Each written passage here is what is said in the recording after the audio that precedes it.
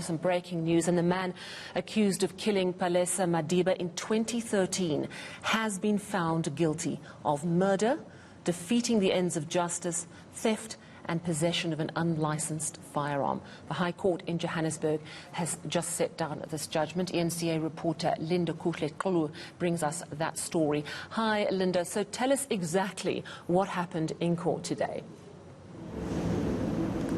Well, Sadie, as you rightfully said, the court found that, in fact, he was the one who killed Palesa Madiba, and the fact that he was also found with an unlicensed firearm that he himself denied in front of court, and the others that you've mentioned, Sadie. But after that particular judgment, just outside court, there were celebrations, there was singing of those that were supporting the family of the Madiba, particularly the mother as well was here saying that she's quite grateful that the wheels of justice had finally turned, slow as they were from 2013 to 2020, but at 2020. But at the end of the day, they do feel that the justice they deserve is coming to them. But I just want to touch base with the National Prosecuting Authority just to get a sense of what their reaction is today, particularly with this particular case. Phindi, thank you so much for joining us. Give us a sense of the reaction. You had initially set out a number of of things that you wanted him to be convicted of, but you got what you got today. What is your reaction? Well, we welcome today's verdict. We believe as the NPA that it's one that gives hope. Firstly, to those victims who suffer in silence, and most appropriately, it gives solace, we believe, to the family of Madiba. As slowly as the wheels of justice have turned, but eventually justice has been delivered to them. They are a living testimony that the criminal justice system does work.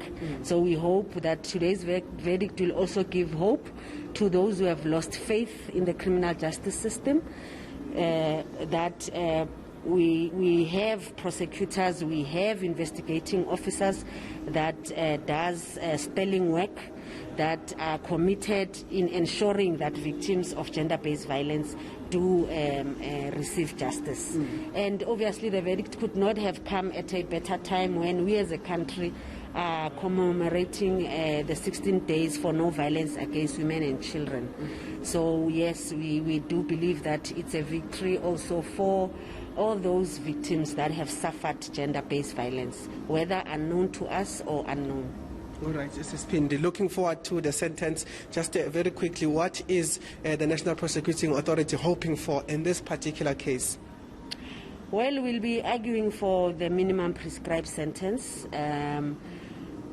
Obviously, the prosecutor will have to also consult with the investigating officer. They must also agree on what they are looking to present before court in aggravation for a suitable sentence. But obviously, as the NPA, we will continue advocating that stringent sentences must be imposed in trying to reduce and finally eradicate gender-based violence in our society. All right, thank you so much, Ms. Phindi. That's Ms. Phindi Louw from, in fact, the National Prosecuting Authority, saying that this brings about hope, Sally. And you would remember that this case was one of those bizarre ones. When the body was found, it was only when the neighbor saw the hand protruding and saying that there might be something behind that particular house. But certainly the NPA welcoming the fact that he has been found guilty. They're saying a minimum prescribed sentence in terms of murder is what they are looking for. But one other thing, we also spoke, Sally, to the mother, who said that she's quite pleased, she's quite happy, and one of the things she is saying is that this is encouraging, and she hopes that it will encourage other people to trust in the justice system. It was slow for them, but at the end of the day, they are seeing that in fact it is coming to an end and to a conclusion that they had been hoping for. Yeah, some 7 years since Palesa Madiba's murder, but as you say, at least the family can get some closure with a sense that justice is finally being done. Thank you so much for bringing us that update. Our reporter on that story, Lindokuhle Xulu.